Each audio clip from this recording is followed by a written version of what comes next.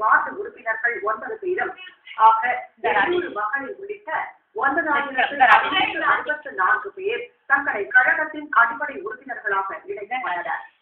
பொறியாளர் திரு ராஜேஸ்வரன் தலைமையில் மகளிர் பொறியியல் கல்லூரிகளில் பயின்று வரும் 166 மாணவர்கள் அஇஅதிமுகவில் இணைந்தனர்.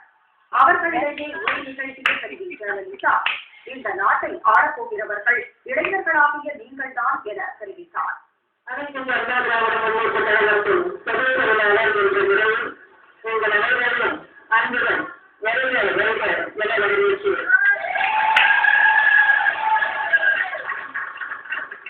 இந்த நாட்டின் எதிர்காலத்தில் உங்களை சேர்ந்த இளைஞர்களின் கரங்களில் தான் உள்ளது.